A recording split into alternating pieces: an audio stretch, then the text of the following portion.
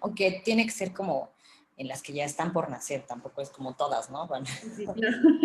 esto estarían abortando, ¿no? Estarían haciendo antes de tiempo. Sí, yo por ejemplo tengo una prima que recién tiene mi sobrinita 2 meses, cumple, y pues es mamá primeriza y ve que dicen igual que cuando son mamás primerizas casi siempre se adelanta. Y con ella le dijeron, no sé, me voy a inventar algo, ¿no? 12 de diciembre, y todos, hasta hicimos apuestas entre toda la familia, ¿no? No, yo digo que entonces van a ser el 1 de diciembre, otros hasta poquitos días antes o sea, finales de noviembre. Nadie ni siquiera medio se acercó a la fecha real que le dijeron, que era cuando se concluía pues ya todo finalmente. Total, llegó la fecha, iban pasando los días y ya como si nada, como si nada. Y yo, ay, no, no van a hacer ese bebé. Y ya está la doctora preocupada así de porque no nace, vamos a tener que al final, sí pasa más tiempo. Y todavía nació como 5 días, casi una semana después de la fecha. Ay, qué miedo. Ya todos estábamos nerviosas así de, no, ¿qué pasa? Sí, sí, estresa más. Sí. Ya estamos compartiendo en Facebook, entonces igual si les preguntan o así, o alguien que no pueda acceder en Zoom por alguna situación, ya se está compartiendo en la página oficial del hospital, entonces ya sin problema podríamos verlo desde ahí. Bien, ya tenemos en Facebook también 19 personas conectadas, igual les vamos dando la bienvenida, por aquí 15 y aún todavía no da, pero bueno, vamos comentando a los que se van conectando, pues invitarlos. Esta clase de seminarios los vamos haciendo cada 15 días en el hospital, siempre con distintos temas, con distintas especialidades. Son para público en general, entonces es un poquito para enriquecernos de toda esta información que de repente pues no conocemos, ¿no? Si no estamos inmersos en el área clínica, quizá no nos metemos tanto y tampoco sale mucho en nuestras pláticas. Entonces, pues Hospital Puebla está optando por usar estas plataformas para hacer llegar esta información a muchas más personas, que la verdad es que antes no se nos habría ocurrido. Antes lo que hacíamos, ¿qué tal? Lo que era pues en el auditorio, 50 personas máximo, y ya, y ni grabábamos ni nada, ¿no? Y la verdad es que esto sí nos ha venido a abrir muchísimas puertas, y de repente aquí ya nos escuchan de Argentina, de Colombia, de Estados Unidos, de Perú. Entonces está padrísimo poder alcanzar niveles tan lejanos cuando antes pues no lo teníamos establecido así, ¿no? Es algo de los pros de esta nueva normalidad. Sí. Bien, por aquí igual ya nos están poniendo saludos, doctora. Sin duda será un seminario súper interesante. Muy bien, pues vamos, ¿qué le parece, doc? Dando inicio, voy platicando un poquillo quién nos va a acompañar el día de hoy, qué tema Sí, es el que claro. vamos a ver, y posteriormente digo, yo ahí sí le doy y le cedo totalmente el micrófono, y posteriormente entramos a una sesión de preguntas y respuestas. Bien, para esta sesión, a las personas que están conectadas en Zoom, les voy a pedir que en la parte inferior, bueno, dependiendo su dispositivo, pero normalmente en la parte inferior, va a haber un apartado de preguntas y respuestas. Si les van surgiendo preguntas durante la presentación o al final, váyanoslas colocando en esta casilla, porque de ahí las vamos a ir extrayendo. Y personas que se encuentren conectadas en Facebook, en la misma publicación, abajo en los comentarios, si los gustan ir poniendo, y yo de ahí los voy extrayendo, y al final de la presentación, pues ya les vamos dando paso a cada pregunta, y que la doctora nos apoye ahí en resolver todas estas dudas que todo el mundo estoy seguro que tenemos, ¿no? La verdad es que yo este tema, cuando me lo platico, pues no se me había ocurrido que sí. Una cosa es cuando ya estás embarazado, pero ¿qué pasa antes, en ese pre, ¿no? Entonces, pues quiero presentarles el día de hoy a la doctora Citlali Figueroa. Ella tiene la especialidad en ginecología, por eso nos acompaña el día de hoy, y pues es especialista en la medicina materno-fetal, y pues especialista en todos estos temas, ¿no? Siempre, no sé cuántas personas ya habrá orientado en este sentido, y de lo que nos va a hablar hoy es cómo prepararnos ante el embarazo, antes de que todo el embarazo inicie. ¿no? Y ya tengamos también al bebito en las manos. Entonces, doctora, muchísimas gracias. Yo sé que anda con muchísimo trabajo. Gracias por brindarnos este espacio para que la gente se enriquezca un poquito y resolvamos todas estas dudas. Ok, pues muchas gracias. Buenas noches a todos. Estoy muy contenta. Embarazos, mujeres, la verdad es que a veces hasta se me va mucho la lengua. Espero que no me vaya yo a tardar tanto, porque puedo quedarme yo platicando y lo saben muchas de mis pacientes, que a veces puedo quedarme un buen rato platicando con ellas. Pero bueno, vamos a hablar de este tema que es súper importante. Este tema pues tenemos que verlo desde el enfoque de pareja, el enfoque de familia, porque vamos a tener un nuevo miembro en la familia. Entonces, ¿cómo vamos a prepararnos antes de que podamos lograr, número uno, la concepción? No es como regularmente ocurre en el país como en el que estamos nosotros, que somos subdesarrollados desafortunadamente. Llegan las pacientes a su primera consulta cuando ya tienen 6, 8 semanas, si bien nos va. Entonces, lo ideal es podernos preparar antes para poder ofrecer mejores resultados y pues siempre, ¿no? Lograr mamá sana con bebé sano en casita y que esto pueda ser siempre de la mejor forma y que no termine siendo tampoco un obstáculo ni profesional, ni económico, ni social, ¿no? Bueno, entonces vamos a iniciar con esto. Espero que después de que terminemos la plática tengamos muchas preguntas. Voy a estar muy contenta de poderles contestar, poderles quitar algunas dudas que puedan ser relacionadas o alguna que otra que a veces también sale por ahí. Entonces, bueno, ¿qué vamos a hacer? ¿Cuáles son los objetivos de nuestra atención preconcepcional? Vamos a enfocarlo en 3 puntos. Número 1, hay que promover la salud en la pareja. Es decir, nos embarazamos mamá y papá, no solamente se embaraza la mujer, ¿ok? Cuando así se permite que podamos tener a la pareja junta. Hay otras circunstancias en las que no va a ocurrir y bueno, también estamos aquí listos para poderles atender. Las evaluaciones de riesgo en cada pareja y poder hacer alguna actividad, poder cambiar algún curso de estas situaciones para que podamos nosotros ofrecerles igual mejores resultados. Y todo esto tenemos que incorporarlo, todo esto tenemos que unirlo para el aspecto psicosocial. Entonces, eso va a ser lo principal, esto va a ir enfocado en estos puntos. ¿De qué hablamos de salud reproductiva? De acuerdo a la Organización Mundial de la Salud, nos habla de que es la capacidad de poder disfrutar y procrear de forma libre, decidir en qué momento voy a ser madre o en qué momento no lo voy a hacer. Y también cada qué tiempo, con qué frecuencia, qué número de embarazos yo voy a desear de forma planeada y libre, específicamente aquí correspondiente a cada mujer.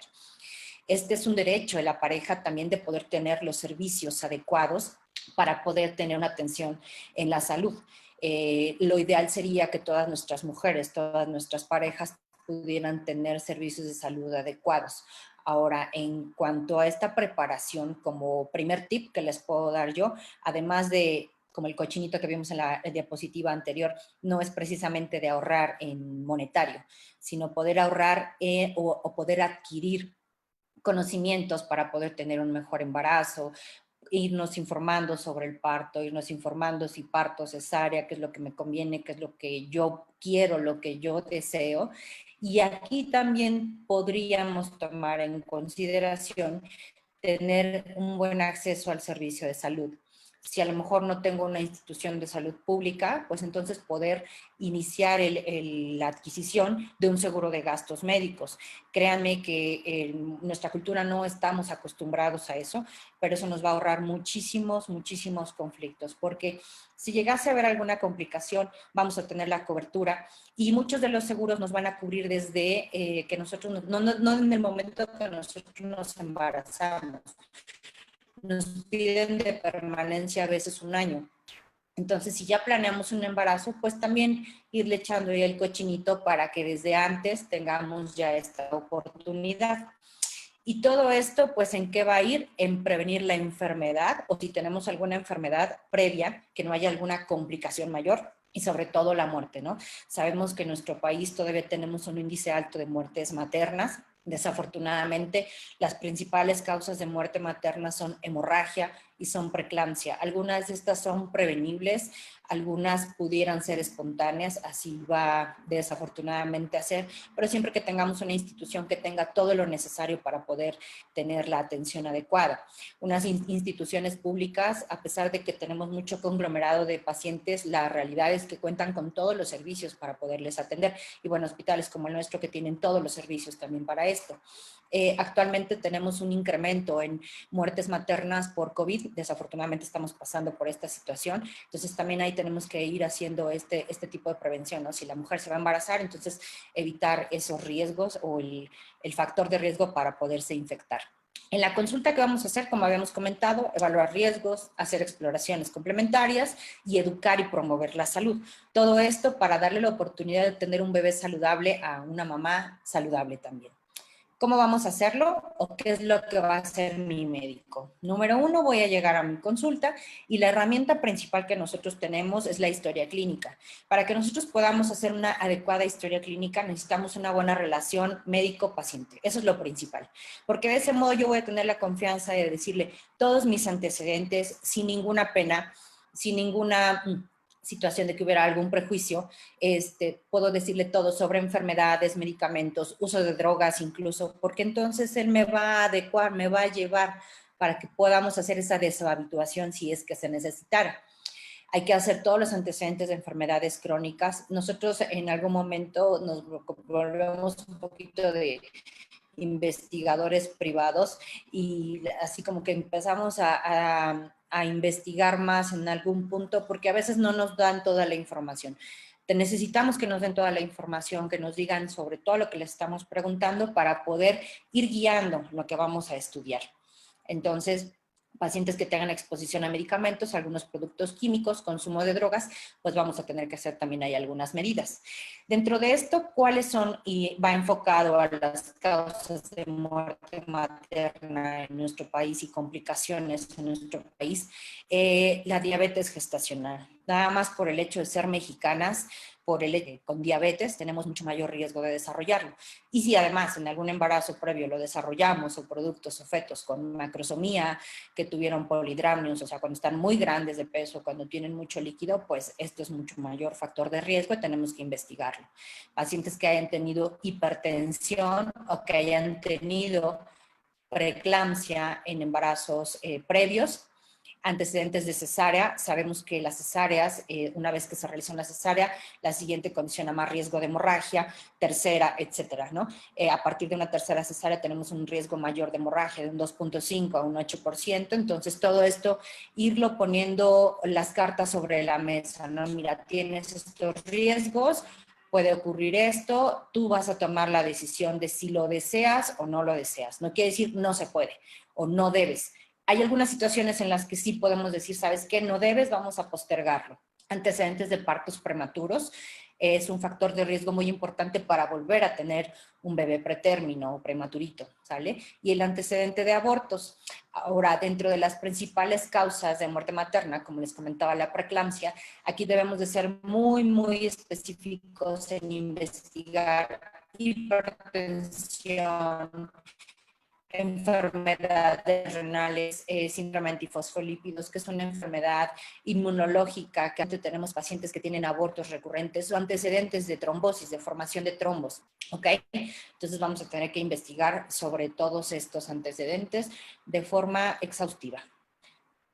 Ahora, factores de riesgo también, pues que hagamos partos pretérminos previos, abortos habituales o alguna malformación en el útero, en la matriz. Hay mujeres que llegan a tener úteros que están como divididos, que tienen tabiques o que tienen alguna malformación que si pudiera a lo mejor corregirse antes de lograr el embarazo para poder llegar a término. Hay pacientes que tengan insuficiencia cervical, es decir, ese cervix no contiene el embarazo y entonces hay pérdidas espontáneas, ¿ok? Y rupturas de membranas previas, porque esto tiene mucho que ver también con antecedentes de infecciones, antecedentes de rupturas previas o antecedentes también de enfermedad periodontal. La edad materna. Y pues bueno, aquí viene ya también otra situación muy importante. Todas las mujeres tenemos cierto riesgo de tener algún bebé con alguna afectación o alguna normalidad. Cuando nosotros tenemos un hijo previo que ya está afectado, tenemos muchísimo mayor riesgo. Y aquí tiene mucho que ver también la edad. ¿Cuándo me voy a embarazar? ¿Cuándo no debo de embarazarme? Pues bueno, vamos a ver lo siguiente. La edad materna para tener un feto o un bebé con cromosomopatías, llámese aneuploidías tipo síndrome de Down, trisomía 13, trisomía 18, de riesgo bajo es antes de los 35 años. Un riesgo intermedio entre los 35 y 39 años y un riesgo alto arriba de los 39 años.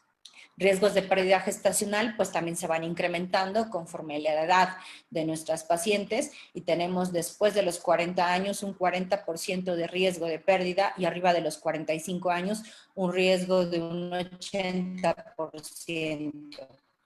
Entonces, ¿en qué momento lo voy a realizar? Actualmente en las ciudades industrializadas estamos postergando intelectual el desempeño económico tal vez. Entonces, si mi plan de vida es poder lograr una familia, ahí tengo que ver en qué momento puedo realizarlo. Idealmente, pues sería de riesgo bajo, por debajo de los 35 años. Si tengo 35 a 39 años, se puede realizar el embarazo. Obviamente sería ahí con ese asterisco de que tengo el riesgo un poquito más incrementado. ¿Ok? Y cómo esto viene, no es que viene sacado de la manga. Una mujer que tiene 20 años, más o menos tiene un riesgo de tener un feto con trisomía 21, que es el síndrome de Down, de cada 1.068 mujeres, como lo podemos ver en la tabla, una va a tener el riesgo en el primer trimestre.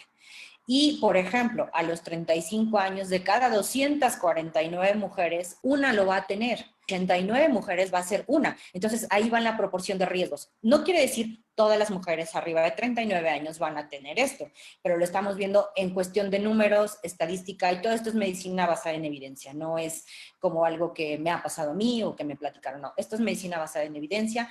Lo que nosotros hacemos ya cuando las pacientes están embarazadas como médicos materno-fetales es hacer un cálculo de riesgos ya estando embarazadas respecto a la edad materna previa, es decir, un riesgo basal, y hacemos unos marcadores y entonces ya tenemos el riesgo actual. Probablemente si tengo una paciente de 35 años que tenía un riesgo de cada 249 mujeres, una, cuando hago sus marcadores, entonces me va a salir el riesgo mucho menor porque a lo mejor salió normal nuestro bebé. Entonces, de ahí por qué partimos de la edad. Entonces, esa es la justificación. Exploraciones complementarias, pues aparte que hicimos toda la historia clínica, etcétera, muy importante la revisión de la presión arterial, de la tensión arterial, que ésta se encuentre normal. Peso, talla e índice de masa corporal y hacer un buen preparando para el embarazo, necesitamos que tengan ciertas inmunizaciones previas al embarazo de forma ideal. Ahora, aquí hay que tener cuidado con los extremos. Todos los extremos son malos, extremos en la edad materna, extremos en el peso también. Lo ideal es que una mujer se embarace cuando tenga un índice de masa corporal, que son unas constantes que nosotros sacamos con peso y talla, que tenga un índice de masa corporal entre 18.9 a 24.9. Cuando una paciente se encuentra por arriba de 24.9, es decir, 25, se encuentra en sobrepeso. Por arriba de 30 va a ser obesidad. Y entonces, desde que tenemos sobrepeso, tenemos más riesgo de resistencia a la insulina, de diabetes, riesgos de preeclampsia también. Entonces, lo ideal es este parámetro.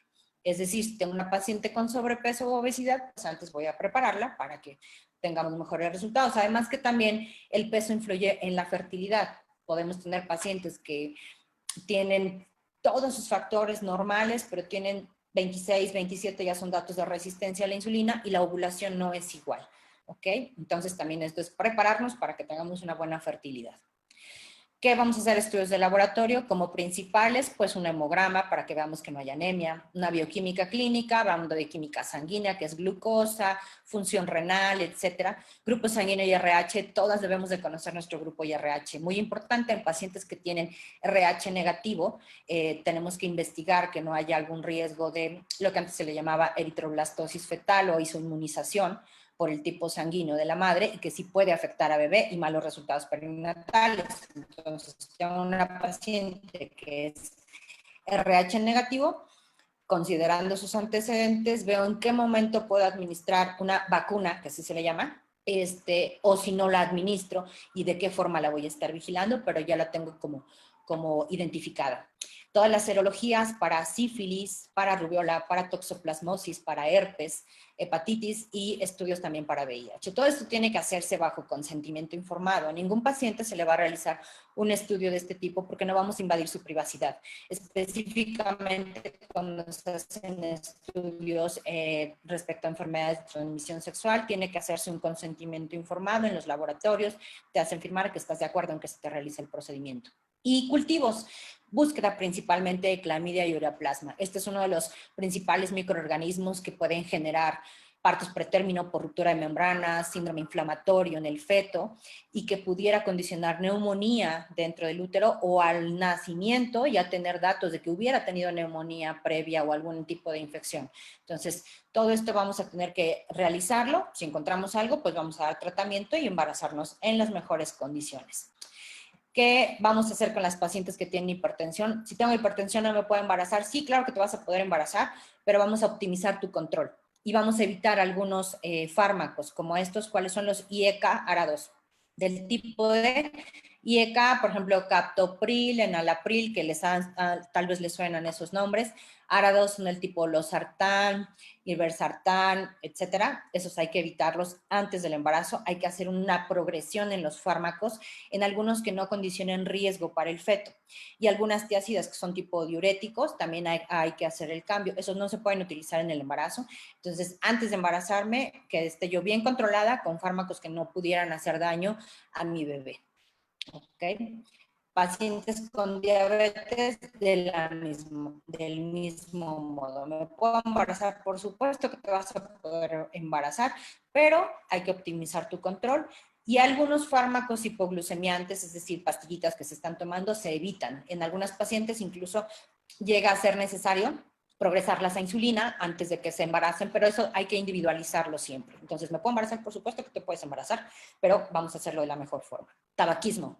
Y ahí sí es un gran problema. ¿Por qué? Condiciona riesgo de pérdida, de parto pretérmino y de peso bajo. El riesgo es de 1 a 4 veces mayor. Por tanto, pacientes que se encuentren en esta práctica, entonces vamos a evitar esta práctica o a la paciente decirle que de plano no se puede embarazar hasta que no abandone la práctica. El café, que vamos a hablar de esto, bueno, estas son a dosis muy altas. 1 gramo o 10 tazas condiciona riesgo de arritmia y esto también alteraciones en la implantación. Entonces, hay que disminuir la ingesta del café antes de embarazarnos y ya estando embarazado de arritmia fetal, ¿ok? Y luego les cuesta más trabajo evitar esta costumbre. Alcohol, pues bueno, respecto al alcohol, no hay un estudio contundente en el que nos diga cuál es el nivel de alcohol. Es decir, me puedo tomar una cerveza, me puedo tomar una copa, me puedo tomar un tequila. No sabemos exactamente cuál sea el nivel seguro. Entonces, por tanto, se evita. Y el principal riesgo se ha visto en las primeras 12 semanas. ¿Cuál es el riesgo? De pérdida gestacional. No automedicarnos, que esto tenemos muy en boga nosotros. Y ahorita con la situación del COVID, muchos han estado recomendando algunas vitaminas para disminuir los riesgos o para, bueno, X. Lo que hacemos es limitar vitamina A, que sean menos de 3,000 unidades al día, y vitamina D, que sean menos de 400 unidades al día. No automedicación. Hay que ejercitarnos de forma regular. Esto pues para irnos adecuando también durante el embarazo y los pueden ver mis pacientes, a todas las mando a hacer ejercicio, amenazas de aborto, etcétera, desprendimientos placentarios, pero hay que iniciar de forma regular, estarnos ejercitando, porque de esta forma también vamos a tener un mejor metabolismo y una mejor condición. Dieta, pues lo que todo el mundo nos dice, una dieta va a ser equilibrada, Hay que evitar, por eso lo anoté ahí, esos suplementos mágicos que a veces les hacen bajar de peso o que con esto se te va a ir la grasita y la panza, pero vas a conservarla. Nada de esto tenemos que realizar porque no hay una evidencia científica, aunque lo diga el artículo muy interesante. Entonces no debemos de nosotros utilizar nada de esto. Y limitar el consumo de excitantes, a esto nos referimos con todas las bebidas que contienen taurina, tipo Red Bull, Monster, etcétera, también hay que evitarlos, ¿ok?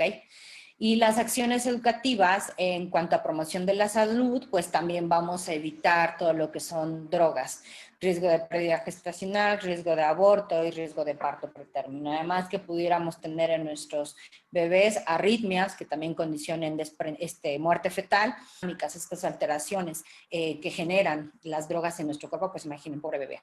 Analgésicos. Hay que disminuirlos. Hay pacientes que los requieren de forma crónica, pacientes con artritis, pacientes con lupus, alguna enfermedad, alguna neuropatía. Aquí hay que irlos disminuyendo, progresando a los que tengan menos riesgo. De forma avanzada en el embarazo, algunos AINES, así como se conocen, antiinflamatorios no esteroideos, pudieran condicionar riesgos de cierre de forma prematura del conducto arterioso o incluso afectación renal y provocarnos oligohidramnios. Entonces, antes de esto, mejor irlos evitando. Y durante las primeras etapas del embarazo, ¿qué puede ocurrir? Inhibir la implantación, que en muchas ocasiones son etapas en las que la mujer todavía ni siquiera tiene la percepción de que está embarazada porque a lo mejor no se ha hecho una prueba o porque tiene ciclos irregulares y entonces no se sabe embarazada. Hay algunas enfermedades en las que tendríamos que cambiar también de fármacos, como la epilepsia y la trombosis. La epilepsia, sabemos que algunos de estos fármacos van a alterar el cierre de la línea media. Entonces podemos tener fetos o bebés con alteraciones como labio hendido, con meningocele, mielomeningocele, porque van a competir con el metabolismo de los folatos. De ahí que también debemos dar ácido fólico durante el embarazo. La trombosis, pues bueno, en este caso hay muchos fármacos que están contraindicados, hay que cambiarlos como la warfarina, entonces hay que ir haciendo la progresión de estos medicamentos y en este caso este tipo de patologías. Y bueno, aquí vamos a tomar otro punto en cuenta. La depresión y la ansiedad es una patología que se tiene un poquito estigmatizada, existe y muchas pacientes van a requerir terapia previa a un embarazo, fármacos, terapia psicológica y podríamos embarazarnos en este caso, pero tendríamos que utilizar las menores dosis del menor número de fármacos y que alteren menos el embarazo. Y aquí viene otra parte muy importante. Cuando tenemos una situación de violencia en la pareja, en la familia, sí tenemos que totalmente evitar el embarazo. No podemos embarazarnos en una situación de tensión y si esta existe, entonces llevar primero una terapia para poder pues lograr el embarazo. Si no, estando embarazada, toda esta alteración hormonal va a hacer que cambie nuestro ánimo y pues va a haber situaciones peores que desafortunadamente hemos llegado a ver catastróficas. Y bueno, en cuanto a la vacunación, lo ideal es que nuestros pacientes estén vacunadas contra difteria, tétanos, influenza y hepatitis B. En nuestro país no estamos, se pone en personal de riesgo, casi siempre personal de salud, pero lo ideal sería que todas las pacientes que se desean embarazar tuvieran estas 3 vacunas. Ahorita es etapa de vacunación contra la influenza, entonces sí les sugiero que acudan para que todas estemos protegidas. Y esta vacunación se hace cada año, cada vez que hay la campaña. No importa que me la puse el año pasado, hace 2 años, tiene que ser cada año. Y si yo recibí estas vacunas, que ahorita les voy a comentar, hay que evitar el embarazo al menos en los siguientes 3 meses. Va a ser principalmente rubiola, que viene incluida en la triple viral. La BCG, que es la de tuberculosis, la gran mayoría de los mexicanos la tenemos desde la infancia, pero hay algunos países donde no se aplica, que, bueno, no está tan poco demostrado que esta nos va a proteger contra tuberculosis pulmonar, pero bueno, si se llegara a aplicar, tenemos que esperarnos 3 meses para podernos embarazar, y también la vacuna de la varicela. Y aquí viene otra situación: si tenemos otro pequeño en casa, si tenemos un hermano, un sobrino con el que estamos conviviendo, verificar que todos los chiquitines tengan toda su vacunación, porque si es el hermanito y la mamá se embaraza y el hermanito tiene varicela, en ese momento vamos a tener que separarlos. Entonces, mejor prevenir que el chiquitín ya tenga todas sus vacunas, que tenga principalmente varicela, para que no tengamos que hacer esta separación, ¿ok? Y vamos a evitar toda la exposición a teratógenos. Litio es un fármaco que se utiliza también en algunas enfermedades psiquiátricas. Isotretinoína, aquí tener cuidado, muchos tratamientos de dermatología para acné utilizan estos fármacos, entonces si estoy bajo ese tratamiento no me puedo embarazar hasta que finalice y haya eliminado todo el fármaco. Antagonistas del ácido fólico, como los fármacos que les decía para convulsiones, o sea, epilepsia, hay que evitarlos, y metotrexato, que también se utiliza, trimetoprim, que es uno de los antibióticos, ácido valproico, que se utiliza también para convulsiones o para algunas enfermedades neurológicas, algunos padecimientos psiquiátricos también los utilizan, y la warfarina, que es un fármaco que se utiliza para alteraciones en la coagulación. Entonces, estos deberíamos de evitarlos totalmente. Plásticos, pesticidas, tenemos muchos pacientes que pueden trabajar en industrias químicas, entonces tendríamos que hacer antes y permitir, o que le permitieran a ellas estar lejos de esa fuente para que pudiéramos tener mejores resultados. Y el control odontológico. Este control odontológico va a ser 2 veces por año en toda la población. ¿Qué ocurre? Toda la enfermedad periodontal, caries, por vía hematógena, es decir, por la sangre, llegan a bebé y pueden provocar desprendimiento placentario, pueden llegar a provocar ruptura de membranas, partos pretérmino, y del mismo modo, embriones, fetos con infecciones. Entonces, vamos a evitarlo totalmente. A veces todo lo demás está normal, pero esa parte no la consideramos tan importante. Entonces, es cuerpo, boca, mente y todo el entorno social. Ahora vamos a ver al papá, el riesgo de origen paterno. No solamente somos las mujeres, también es el hombre. Aquí, en la edad paterna de riesgo, hay varios estudios y comentan que el riesgo se empieza a incrementar por los 40 años y de mucho mayor riesgo arriba de los 45 años. Yo sé que va a haber mucha gente que diga, mi abuelito, mi tío, tuvo un bebé a los 50 años. Sí, sí, sí, pero repetimos, esto es en base a estadística, en base a la probabilidad de que esto ocurra. Además de que mientras va avanzando la edad, pues vamos a disminuir también la fertilidad en los hombres, no solamente en nosotras. La obesidad también es un factor de riesgo para tener malos resultados perinatales y también para infertilidad. La diabetes del mismo modo, tabaquismo y alcoholismo, y muchas ocasiones estas prácticas a veces se dan en pareja, entonces también hay que investigar a la pareja si es que está haciendo esta práctica. Si la pareja fuma y va a estar como embarazada, pues hay que evitar esta práctica, y más porque va a estar con ella, ¿vale? Drogadicción, exposición a algunos teratógenos, porque esto también puede generar mutaciones en el ADN, es decir, nuevas presentaciones de enfermedades y que pues a final de cuentas se van a transmitir. Y las infecciones genitales en ellos, ¿ok? Entonces, otra parte muy importante es la consejería genética. ¿Quiénes van a ser las pacientes que tenemos que mandar con el genetista a una consulta para que le digan si va a tener riesgo o qué va a ocurrir? Son pacientes que tengan algún antecedente familiar de anomalías. Es decir, tengo un hijo previo que tiene defecto del tubo neural, la consejería. Tengo un bebé previo que tuviera un síndrome de Down o que tuviera algún otro tipo de neuploidía, tenemos que mandar a estas pacientes o estas parejas a que se haga la consejería. En algún tipo de distrofias musculares, que esta se da más en varones, también debemos de mandar a hacer este tipo de estudios, porque en muchas ocasiones estas enfermedades no las está desarrollando el paciente, pero es portador, y si tiene la mala suerte de encontrar a otra persona que sea portador, también se puede desarrollar la enfermedad. O tengo la mala suerte de que mi enfermedad, tan solo por transmitirla al azar, un 25% de que ésta se presente, pues bueno, me gané la lotería y entonces tengo un hijo con esta afectación. Entonces, por eso lo ideal es que ya teniendo estos antecedentes pudieran hacerse las consejerías. Consanguinidad, podemos tener primos, primos cercanos, primos terceros, que pudieran ser la pareja, entonces sí tendríamos que hacer la consejería genética en este caso. Alguna anomalía estructural que tuviera el mismo paciente o algún hijo. Fibrosis quística, esta fibrosis quística es una enfermedad pulmonar que es letal, desafortunadamente, y sí se puede transmitir y podemos hacer el diagnóstico antes de.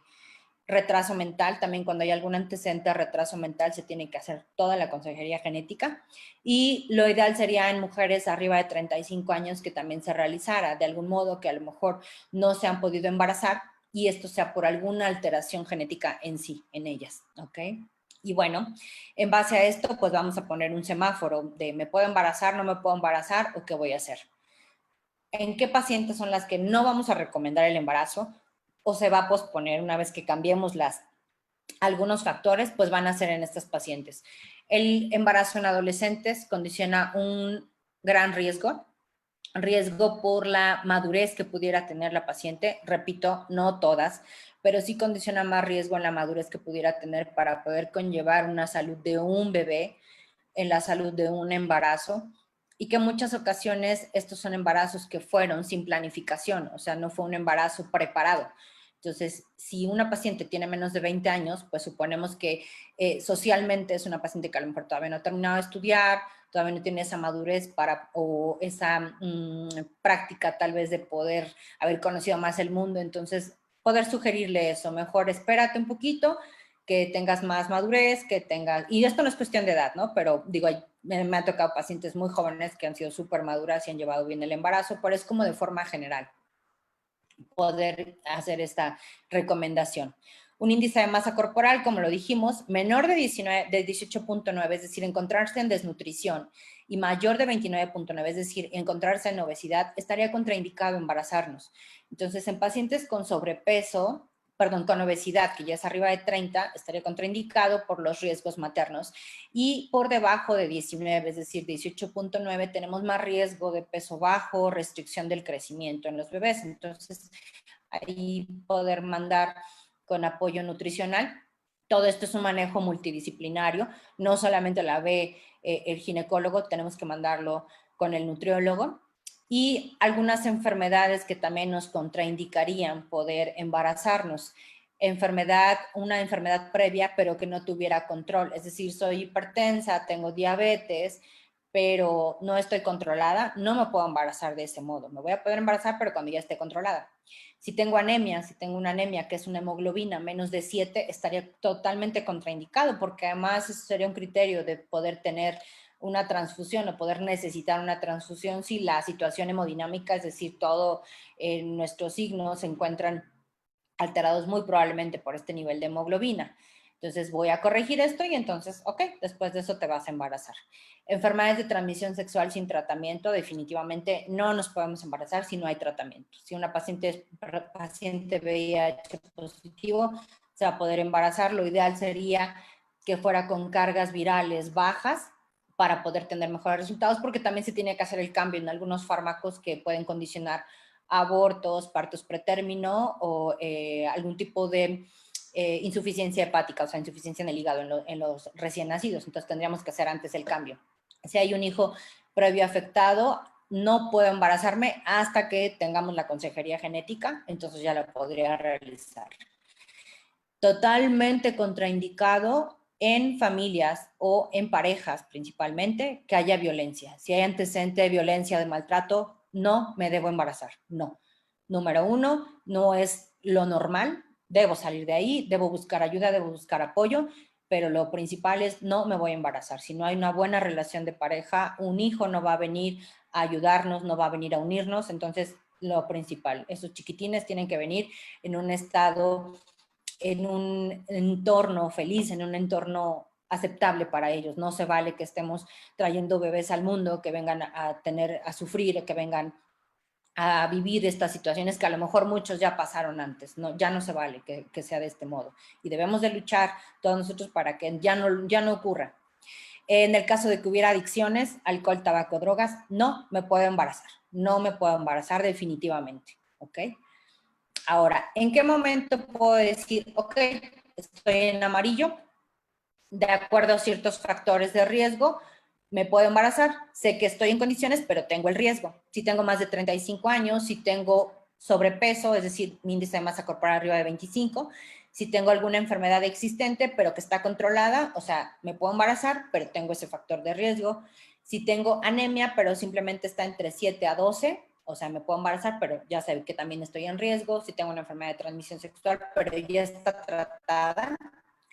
Si tengo alguna exposición, algún tóxico, porque trabajo en una empresa, etcétera, pero ya me retiraron de esa área, a lo mejor puedo ya embarazarme, pero tengo el riesgo de que tuve el contacto previo.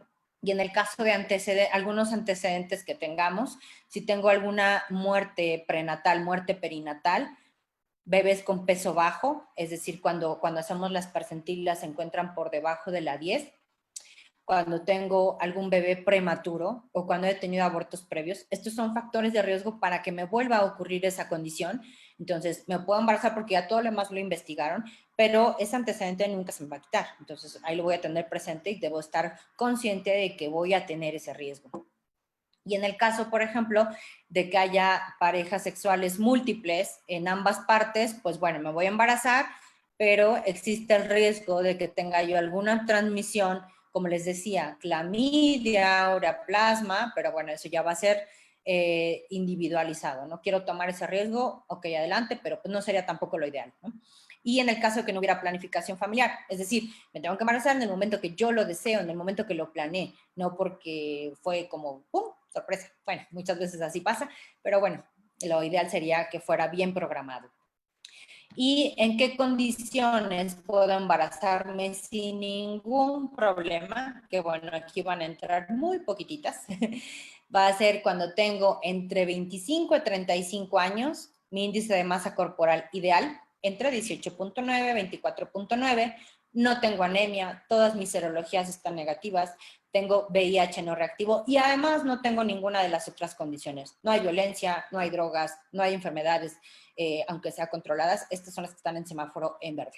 Y pues lo ideal es que lleguemos a que tengamos pacientes en amarillo o en verde, y verde idealmente, pero bueno, si tenemos alguna condición, llegar a esta amarillo para poderles seguir orientando y llevar los embarazos a término. Pues bueno, esto sería todo por parte de mi presentación. Vamos a pasar a la parte de preguntas. Perfecto, doctora. Muchísimas gracias. Qué interesante. También nos han puesto aquí algunos comentarios de qué interesante información, porque sí, en efecto es algo que, pues, que no sabemos o no platicamos o ya esperamos a ir al ginecólogo cuando estamos embarazadas, ¿no? Hasta ese punto. Entonces no sabemos que existe esta información previa que debemos cuidar, que debemos controlar y pues al no saberla obviamente no la preguntamos, no buscamos ese tema. Entonces, doctora, muchísimas gracias por esta aportación que nos hizo y sí hay algunas preguntitas por aquí. Voy a irle haciendo algunas. Tenemos varias en Facebook, en redes y en Zoom. Entonces le voy a ir preguntando más o menos. Ok, nos ponen por aquí. Si estamos dentro del rango de edad que mencionó, ¿por qué algunas parejas no se pueden embarazar?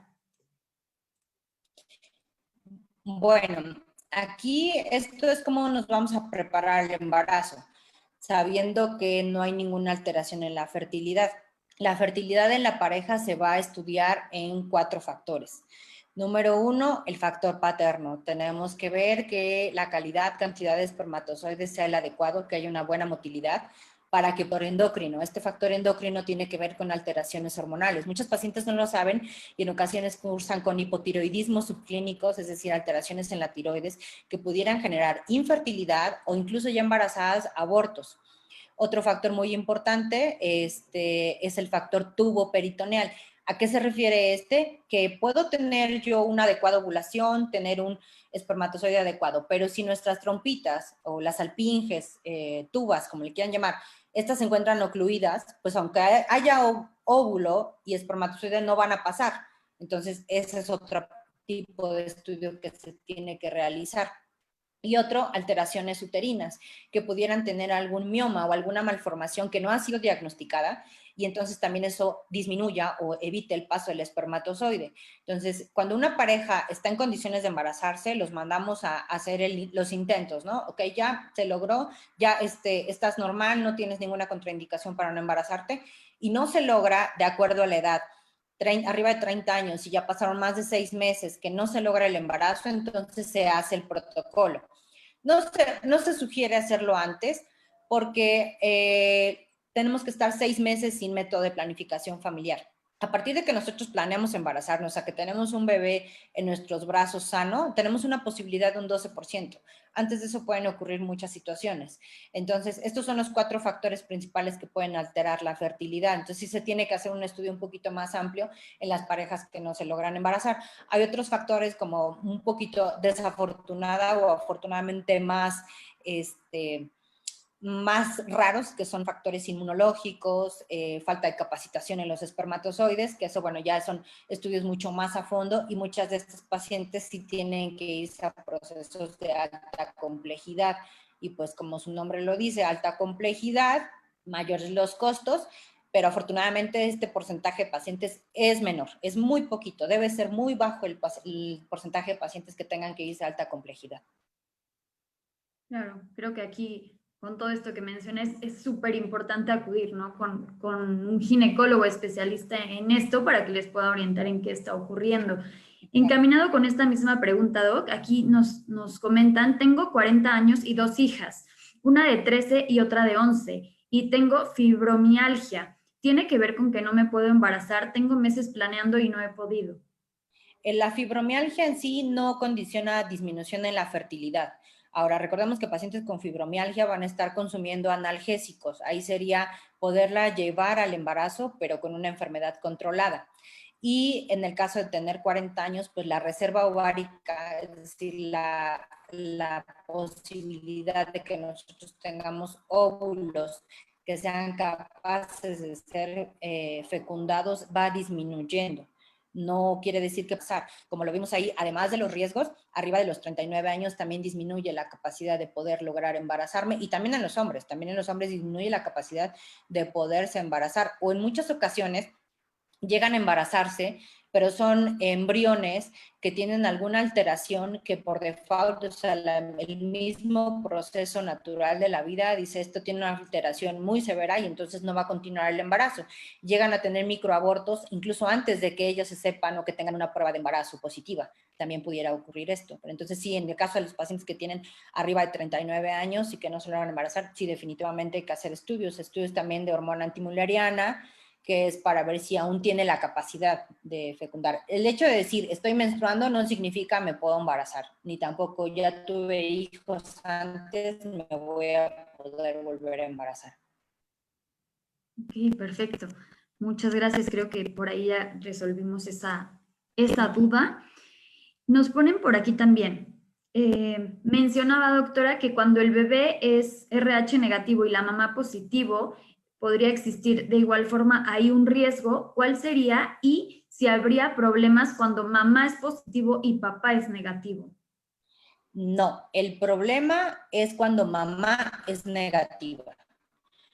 Entonces, no importa realmente el tipo de papá ni de bebé, siempre y cuando la mamá sea pitrocito, en la célula de la sangre, alrededor de la membrana no tiene una proteína. Entonces, al no tener esa proteína, cuando se vaya a mezclar la sangre de la mamá con la del bebé, si el bebé sí tiene esa proteína, es decir, que el bebé fuera positivo, entonces los eritrocitos de la mamá lo van a identificar como algo extraño, algo ajeno, como si fuera un antígeno, así se le llama, la reacción antígeno. Y entonces lo que va a hacer es intentar matarlo, o sea, en palabras burdas, es intentar como eliminarlo de ese modo. Pero si la mamá es positivo, no hay problema. Aquí las que nos dan un poquito más problema es las que son negativas. Y al nacimiento, algunos bebés pueden tener incompatibilidad a grupo. Cuando el bebé es tal vez O y el papá es A, ahí sí hay algunas, pero es muy raro que hagan incompatibilidad a grupo. Aquí la incompatibilidad es al RH, pero la que importa es la mamá, que la mamá no sea negativo. Ahora, si mamá es negativo y papá es negativo, bueno, mucho menor riesgo, a menos que ocurriera ahí el gen de la abuela. Sí, pero no. Pero, y por ejemplo, ahí, doctora, cuando el papá es negativo, que ahí, o sea, no afectaría tanto, el bebé sí puede tener sangre de papá. O sea, Sí, puede negativo. tener sangre de papá y no pasa nada. Porque en este caso, el bebé no tiene la proteína, entonces aunque la mamá lo tenga, pues no lo va a reconocer, entonces no va a pasar nada, ahí no va a pasar nada. Ok, súper. Muy bien. Digo, ahí, pero hicieron esa pregunta, pero yo también la tenía, entonces.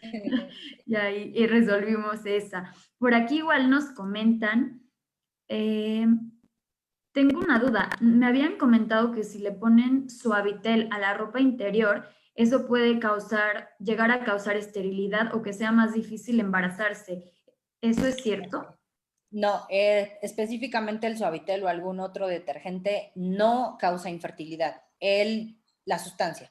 Sin embargo, el aseo de las pantaletas con esta sustancia sí cambia el pH y al cambiar el pH tenemos más riesgo de infecciones genitales que pueden ascender y entonces infectar o inflamar también útero y trompas y de este modo, lo que les comentaba, ocluir y tapar las trompitas. Ese es el riesgo. Siempre les recomiendo, la ropa interior se lava únicamente con jabón de pasta, ningún perfume especial, nada. Vale.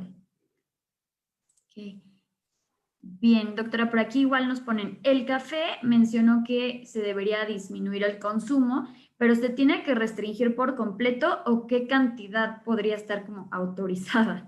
Ok, antes del embarazo, los únicos estudios que nos comentan son 1 gramo o 10 tazas en 8 a 12 horas. Pues es demasiado, como para Ah, no, que es muchísimo. muchísimo, ¿no? 2 litros a lo mejor de café. No he conocido a alguien que lo consuma. Eso sería disminuir su consumo. Menos de eso, nada más. Y ya estando embarazada, lo que sí necesitamos es que la paciente no lo esté tomando. Nada, cero, cero, cero, cero. Nada con cafeína ni con teína. Esto incrementa riesgo de arritmias, no debemos de tomarlo. Y hay muchas Descafeinado tal vez, pero personas descafeinado, adictas. no como le puse un poquito de lechita y ya. No, no, no, tiene que ser descafeinado.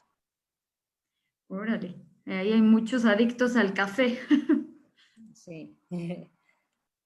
Igual, por aquí, doctora, nos comentan en Zoom.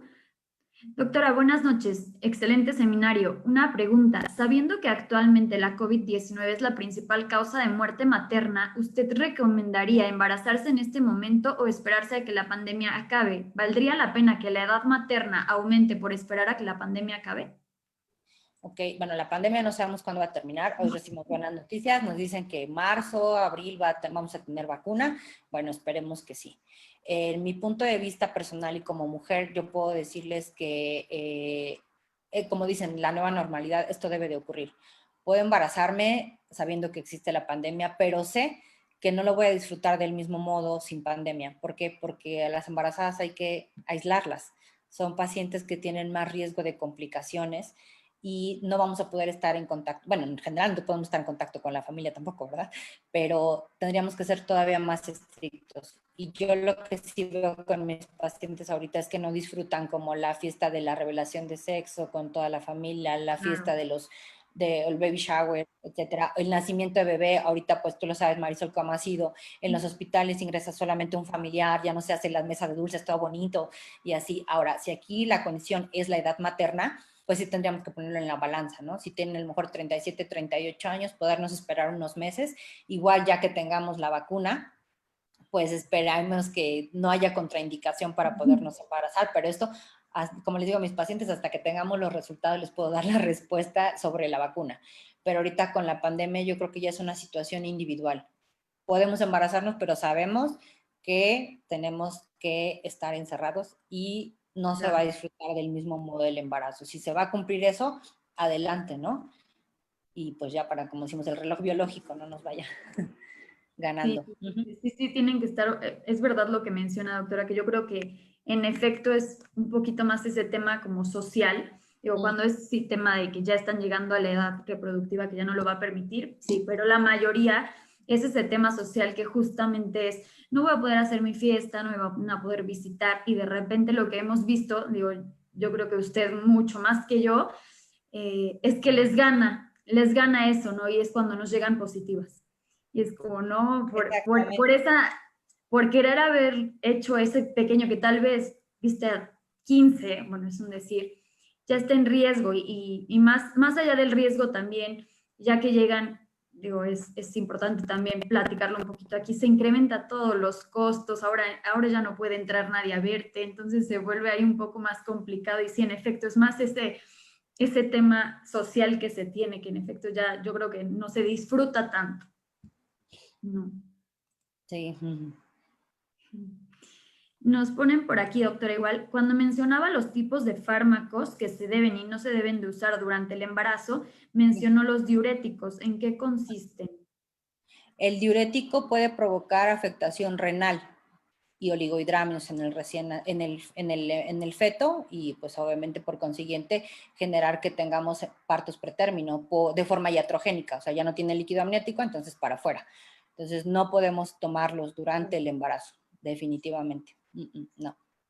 A veces los pacientes les genera mucha duda, incertidumbre, que dicen, es que tengo edema. Es muy común que las pacientes tengan edema, o sea, hinchazón, se me hinchan las manos, se me hinchan los pies, deme algo. No podemos dar absolutamente nada, solamente actividad física, algunas fisioterapia de drenaje linfático, utilizar medias de compresión y evitar estar mucho tiempo de pie o sentado, ¿no? Porque por declive es que se hinchan, pero no podemos dar diuréticos, no.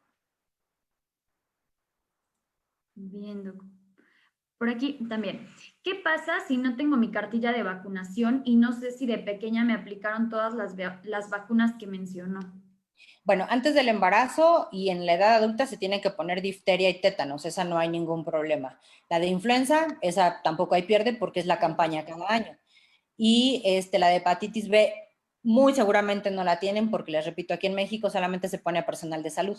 Entonces podríamos acudir a que la aplicaran. De hecho, aunque no tengamos cartilla, pueden ir o que no tengan IMSS, pueden ir a algún hospital de seguro público, bueno, antes era Seguro Popular, ahora INSABI, y pueden pedir en medicina preventiva este tipo de vacunas.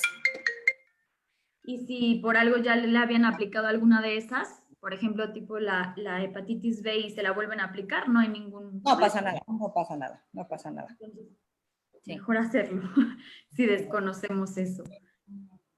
Bien, aquí nos ponen, doctora, sé que mi pregunta no tiene que ver tanto con la planificación, pero aunque mi bebé fue planeado tal cual lo plantea la doctora, ¿qué pasa cuando en mi primer ultrasonido no miden la TN a mi bebé? Hasta yo llamo. Perdón, es que me están hablando de otro hospital. No se preocupe, doctora, le repito. ¿Quieren ADN fetal? Nos ponen, ajá, ¿qué pasa cuando en mi primer ultrasonido no miden la TN a mi bebé? Bueno, no es en el primer ultrasonido. La TN, que es la translucencia nucal, es uno de los marcadores de riesgo de cromosomopatías o de aneuploidías, llámese trisomía 21, como el síndrome de Down, trisomía 18, trisomía 13. Entonces, este marcador se tiene que realizar la medida entre la semana 11 y la 13.6. Se hace ese marcador, además de la presencia del hueso nasal, de otro marcador que es ductus venoso, otro marcador que es regurgitación tricuspidea, y entonces en base a eso se hace todo el cálculo de riesgos actuales. Si no se realizó y a lo mejor quisiera estar yo muy segura, podría pedir el estudio de ADN fetal en sangre materna. Hay otro estudio que se hace entre la semana 20 a 22, que es otro estructural, pero ese estructural no nos va a ofrecer tanta información sobre cromosomopatía, sino es más sobre defectos. El que tiene mucho más empuje es el de la semana 11, 13.6, pero sí podríamos pedir un estudio de ADN fetal en sangre materna. Es un estudio en el que solamente se toma una muestra, de eso podemos descartar muchísimas enfermedades, síndrome de George, trisomía 13, 18, 21, síndrome de Turner y algunos, sí, muchísimas enfermedades, y ya no es invasivo, porque antes lo que hacíamos era picar la pancita, tomar líquido amniótico y eso mandarlo a estudiar. Ahora es muy sencillo y ese estudio se puede hacer desde la semana 10. Idealmente.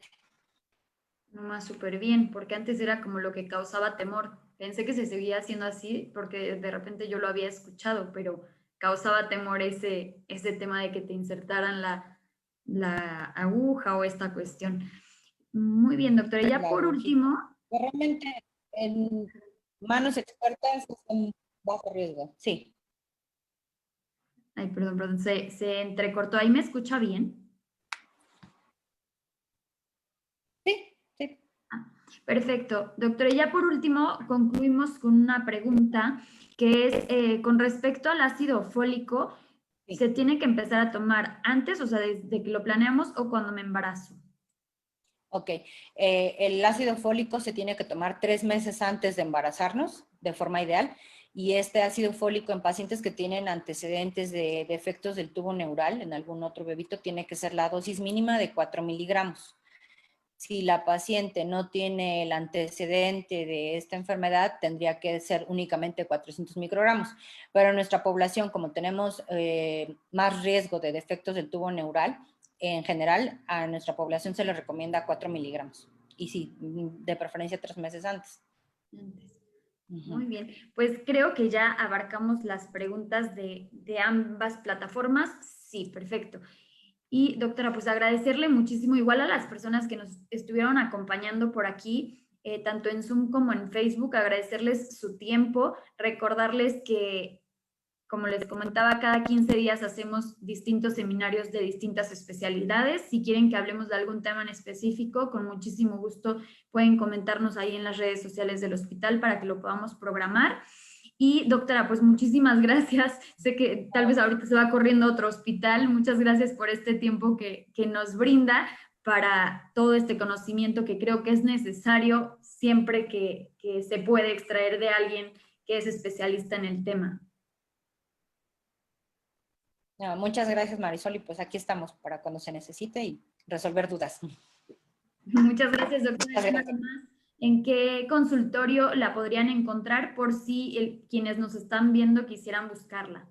Bueno, yo estoy en el Hospital Puebla, en el piso 11, el consultorio 1112. Hasta arriba es donde estamos. ¿Vale? Y Perfecto, aquí estamos. doctora. Para lo que Muchísimas, necesiten, pueden muchísimas gracias. buscarnos en las redes también, en las páginas, con nuestro nombre y ya. Perfecto. Muchísimas gracias, doctora. Que tenga una bonita noche. Bueno, gracias, hasta luego. Hasta luego. Bye.